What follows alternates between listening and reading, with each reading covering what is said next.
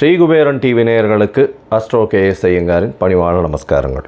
ராகு கேது பெயர்ச்சி 2025 ஏப்ரல் 26 சித்திரை மாதம் 13ஆம் நாள் சனிக்கிழமை ரேவதி நட்சத்திரத்தில் இந்த ராகு கேத்துவினுடைய பெயர்ச்சியாகுது. ராகு கேத்து பெயர்ச்சி அப்படின்றது என்ன அப்படின்னா, ராகு கேத்து இந்த ரெண்டு கிரகங்களும், அதாவது ஒரே கிரகங்கள், ஒன்று தலையாகவும் ஒன்று வாலாகவும் கருதப்படுகிறது. இவ்வளவு நாள் மீன ராசியில் இருந்த ராகு இப்பொழுது கும்பராசிக்கும், கேது கன்னியா ராசியில் இருந்தவர் இப்போ சிம்ம ராசிக்கும் வரார். அதாவது பூரட்டாதி 4ஆம் பாதத்தில் இருந்தவர் பூரட்டாதி 3ஆம் பாதத்துக்கு வரார். உத்திர நட்சத்திரம் 2ஆம் பாதத்தில் இருந்த கேது உத்திர நட்சத்திரம் 1 பாதத்துக்கு வரார். ஸோ இதுதான் ராகு கேத்துவினுடைய மாற்றம். இது 26/4/2025 வருது. இதற்கு அடுத்த ராகு கேது பெயர்ச்சி பார்த்தேனால் 13/11/2026. ராகுவை விட கேது மிகவும் கொடுமையானது. இது ராகு கேத்துவினுடைய தன்மை. ராகுவை பொறுத்தவரையிலும் பார்த்தேனால் போக காரகன். அவர் ராகு எப்பொழுதுமே எல்லாத்தையும் அள்ளி கொடுக்குறவர். ஏதாவது எந்த ஒரு விஷயம் ₹1 கிடைக்கிற இடத்துல ₹100 கிடைக்கக்கூடிய அளவுக்கு பண்ணக்கூடிய போக காரகன். எல்லாவற்றிலும் அபரிமிதமான விஷயங்களை கொண்டு சேர்ப்பார். எல்லாமே ரொம்ப பெரிய ப்ராஜெக்ட்ஸ் எல்லாம் போடுறதெல்லாம் பார்த்திங்கன்னா ராகுவினுடைய ஆட்டம் ரொம்ப அதிகமாக இருக்கும் அந்த இடத்துல.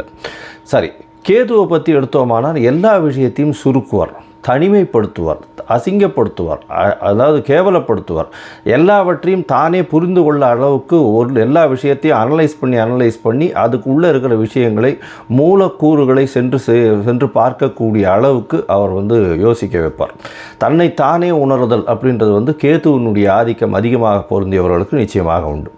இதை தவிர பார்த்தேனால் ராகுவை பொறுத்தவரையிலும் 1 100ஆக்கக்கூடியவர், ரொம்ப பெருசாக பிரம்மாண்டத்தை கொடுக்கக்கூடியவர். கேது 100 இருந்ததுன்னா 1 ஆகிடுவார், 1 இருந்தால் -100 ஆகிடுவார். அந்த மாதிரி ரொம்ப சுருக்கக்கூடியவர். அவர் இருக்கும் வீட்டையும் பார்க்கும் வீட்டையும் சுருக்கக்கூடியவர். இந்த பொதுவாகவே ராகு கேது ரெண்டுமே துர்கிரகங்கள். ஆனால் சுபர்களுடைய பார்வையோ சுபர்களோடு சேர்ந்து இருக்குமேயானால் ரொம்ப பெரிய ஏற்றத்தை கொடுக்கும். அதை தவிர பார்த்தேனால் சுபர்கள்னு சொல்கிறத விட அவர்கள் எந்த வீட்டில் இருக்கிறார்களோ அவர்கள் ஆட்சி உச்ச மூல திரிகோண வீடுகளாக இருந்து அது ஒரு பெரிய ஏற்றத்தை கொடுக்கும். திடீர் ஜாக்பாட்டெல்லாம் அடிக்கக்கூடிய காலகட்டமாக அமையப்போகிறது. இதை தவிர பார்த்தேனால் ராகுவை பொறுத்தவரையிலும், அதாவது வெளிநாட்டிலிருந்து, வெளி மாநிலத்திலிருந்து, வெளி ஊரிலிருந்து, வெளி மதத்திலிருந்து இவர்கள் மூலியமாக உங்களுக்கு இன்வெஸ்ட்மெண்ட் ஃபண்டு வரும், திடீர் வேலை பிராப்திகள் வரும். வெளிநாட்டிலிருந்து வெளிநாடு போகக்கூடிய வேலை பிராப்திகள்லாம் நிறைய வரும். அது தவிர பார்த்தேனால் வெளியூர் வெளி மாநிலம்லாம் போயிட்டு வரக்கூடிய வாய்ப்புகள்லாம் ரொம்பவுமே அதிகமாக இருக்கும். ஆனால் கேத்துவை பொறுத்தவரையிலும் பார்த்தேனால் கேத்துவுக்கு பொதுவாகவே பார்க்கும்போது அது மருத்துவ கிரகம்னு சொல்லக்கூடியது, மருந்து, அதை தவிர மயக்க நிலையை உருவாக்கக்கூடியது, மயக்க மருந்து, இந்த மாதிரியான விஷயங்கள், போதை வஸ்துக்கள், போதை தரும் இடத்துலையே ஒரு இடத்த விட்டு வெளியில் போகாமல் இருக்கக்கூடியது. ராகுவும் போதை தருவார். போதைக்கு உண்டான பொருட்களுக்கு உண்டானது இது பண்ணுறது, ட்ரக் டிராஃபிக்கிங் இதெல்லாம் பண்ணுறதுக்கும் ராகு வேணும். கேது அந்த மூலப்பொருளாக இருப்பார். அதுதான் ரொம்ப விஷயம். 2 பேருமே ஒரே இடத்துல வருவாங்க, ஆனால் கொஞ்சம் கொஞ்சம் மாறுபடுவாங்க. ரொம்ப ஜாக்கிரதையாக அதை கணக்கு பண்ணணும். அது தவிர பார்த்தேனால் அதாவது இந்த பில்லி சூன்யம் ஏவல் ஒருத்தரை பயமுறுத்துறது இந்த மாதிரியான விஷயங்கள் எல்லாம் கேத்துவனுடைய ஜாலங்கள் அதிகமாக இருக்கும். ராகுவை பொறுத்தவரையிலும் அவர் சொல்லி அடுத்தவங்க கேட்டு மயக்க வைக்கக்கூடிய அளவுக்கு அந்த கரும்பாம்பு செம்பாம்புன்னு சொல்லுவாங்க. ராகுவை கரும்பாம்புன்னும் கேத்துவை செம்பாம்புன்னு சொல்லுவாங்க. ராகுவுக்கு பார்த்திங்கன்னா 18 வருஷம் இந்த விம்சோத்தரி திசையில் கொடுத்துருக்காங்க. கேத்துவுக்கு 7 வருஷம் கொடுத்துருக்காங்க. 18 வருஷத்தில் ஒருவருக்கு ராகு நல்லபடியாக இருந்து சுவர்களால் பார்க்கப்பட்டு அவர்களுடைய இருந்த இடத்தினுடைய வீட்டினுடைய அதிபதி ஆட்சி உச்ச மூல திரிகோணம் திக்பலம் இந்த மாதிரியான விஷயங்கள் அடைந்திருந்தாரே ஆனால் நல்ல ஒரு யோகத்தை அந்த காலகட்டத்தில் கொடுப்பார். ராகுவுக்கும் கேத்துவுக்கும் சிறு அதாவது பிரச்சனைகள் இருக்குமேயானால், அவர்கள் இருக்கும் இடத்தின் மூலியமாக பிரச்சனை இருக்குமேயானால் அவர்களுக்கு என்ன எளிய பரிகாரம் செய்யலாம் அப்படின்றத பார்க்கும்பொழுது ராகுவுக்கு எளிமையான பரிகாரம் அப்படின்னு சொல்லக்கூடியது ராகு காயத்ரி.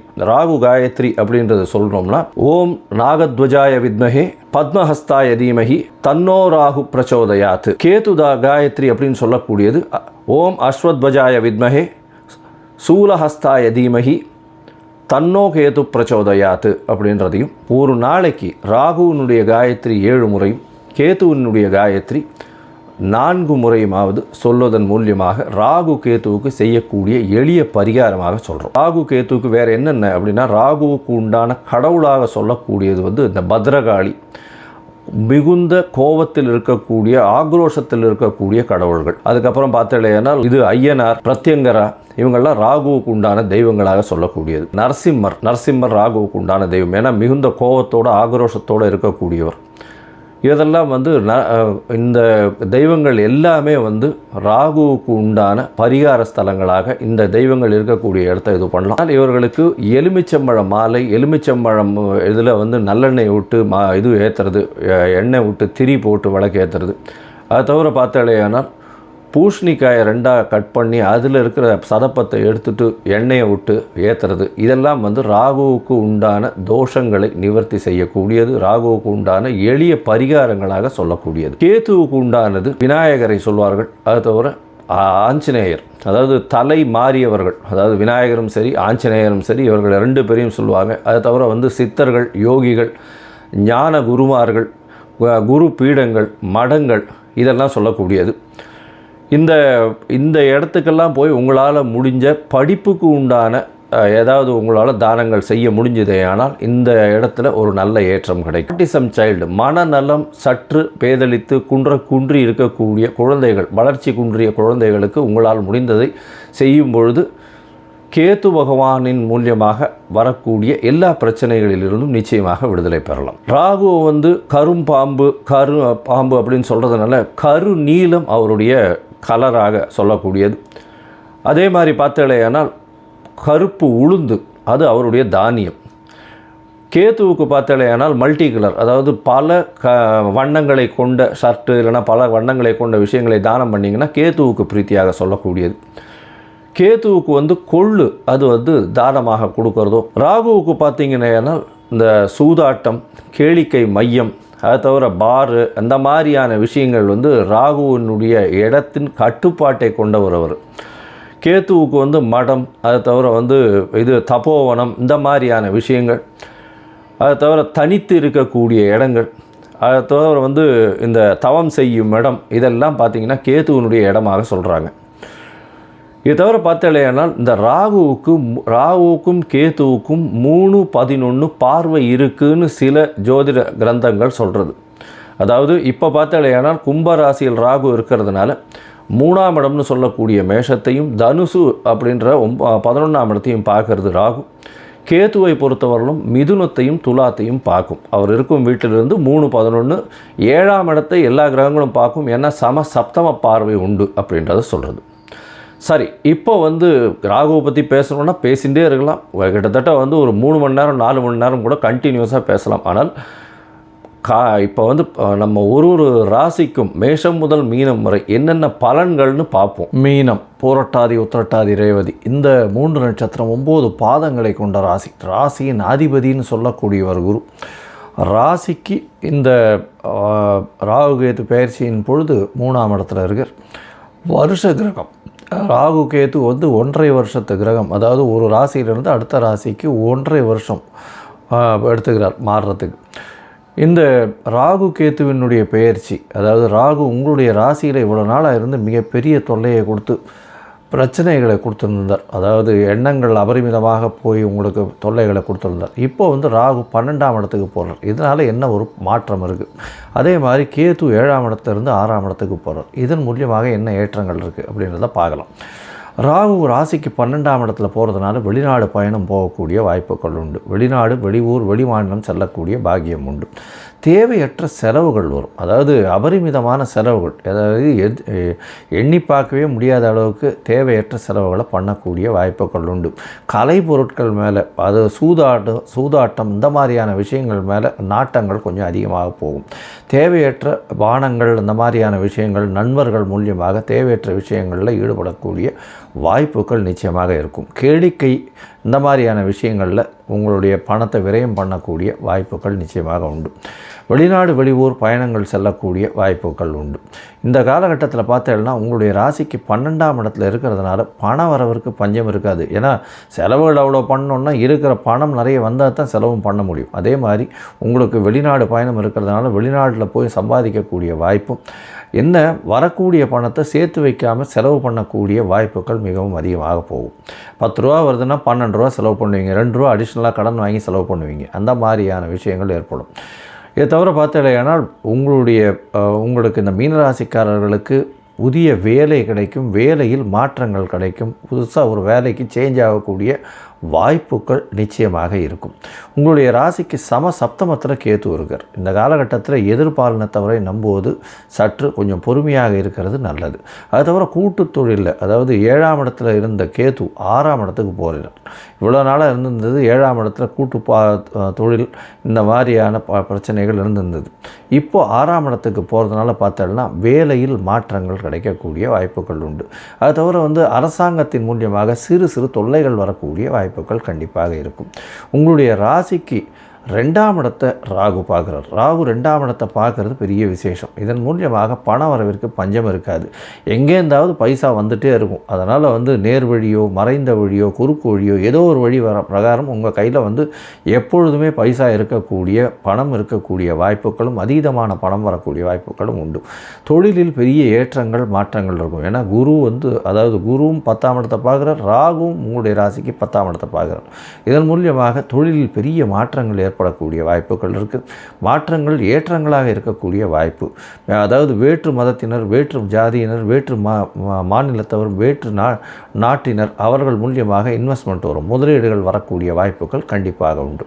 இந்த காலகட்டத்தில் பார்த்தீங்கன்னா கேத்து உங்களுடைய ராசிக்கு 6ஆம் இடத்துல இருக்கிறதுனால, அதுவும் சிம்மத்தில் இருக்கிறதுனால அரசாங்கம் சார்பாக சற்று பிரச்சனைகள் வரக்கூடிய வாய்ப்புகள் உண்டு. போட்டிகள் எல்லாவற்றிலும் வெற்றி பெறக்கூடிய வாய்ப்புகள் நிச்சயமாக இருக்கும். சிறு சிறு உடல் நலத்தில் பிரச்சனைகள் இருக்கும். ஏன்னா 6ஆம் இடத்துல தெரியாத ரோகங்கள் இருக்கக்கூடிய வாய்ப்புகள் நிச்சயமாக உண்டு. ராசிக்கு 4ஆம் இடத்தை உங்களுடைய ராசிக்கு 6ஆம் இடத்துல இருக்கக்கூடிய கேத்து பார்க்குறதுனால படிக்கக்கூடிய மாணவர்களுடைய கவன சிதறல்கள் இருக்கக்கூடிய வாய்ப்புகள் இருக்கும். அதை தவிர 8ஆம் இடத்தையும் கேத்து பார்க்குறார். இதன் மூலியமாக மறைந்த இடத்திலிருந்து திடீர் பொருள் வரவு வரும். இந்த மீனராசிக்காரர்கள் இம்போர்ட் எக்ஸ்போர்ட் பிஸ்னஸ் பண்ணுறவங்க, அதை தவிர குருத்துவமாக இந்த தொழில் பண்ணுறவங்க, வெள்ளி வியாபாரம், தங்க வியாபாரம் பண்ணுறவங்க, அதை தவிர துவரம் பருப்பு வியாபாரம் பண்ணுறவங்க, பருப்பு கடலை இந்த மாதிரியான தானியங்கள் வியாபாரம் பண்ணுறவங்க, அதை தவிர இந்த கோவில் பொருட்கள் வியாபாரம் பண்ணுறவங்க, இவங்களுக்கெல்லாம் பெரிய ஏற்றம் கிடைக்கக்கூடிய காலகட்டமாக அமையப்போகிறது.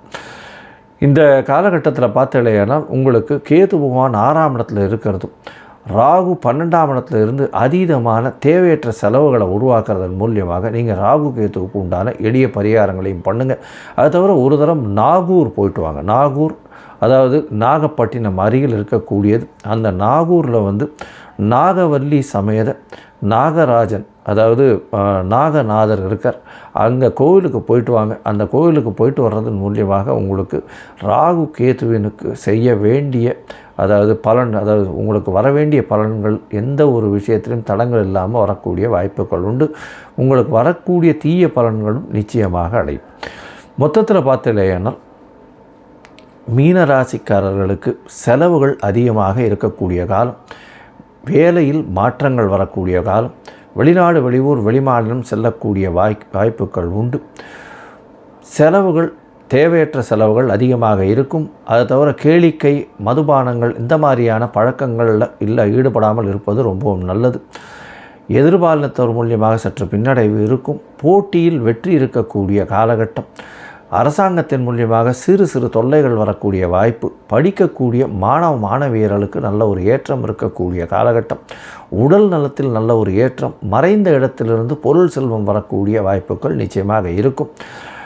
நீங்கள் நாகூர் சென்று வருவது, அதாவது நாகப்பட்டினம் அருகே இருக்கக்கூடிய நாகூருக்கு சென்று அங்கே இருக்கக்கூடிய நாகவல்லி சமேத நாகநாதர் திருக்கோவிலுக்கு போயிட்டு வர்றதன் மூலியமாக உங்களுக்கு எல்லா விதமான ஏற்றங்களும் உங்களுடைய வாழ்வில் ராகு கேத்துவின் பயிற்சியின் மூலியமாக வரக்கூடிய பிரச்சனைகள் எல்லாமே சரியாக போகும் அப்படின்னு சொல்கிறோம். உங்களுக்கு 85 விழுக்காடுகள் மாற்றங்கள் ஏற்படக்கூடிய வாய்ப்புகள் நிச்சயமாக உண்டு. ஸ்ரீ குபேரன் டிவியை பார்த்தமைக்கு நன்றிகள். மேலும் இது போன்ற தகவல்களை தெரிந்து கொள்ள ஸ்ரீ குபேரன் டிவியை சப்ஸ்கிரைப் செய்யுங்கள். மறக்காமல் பெல் ஐக்கானை கிளிக் செய்யுங்கள்.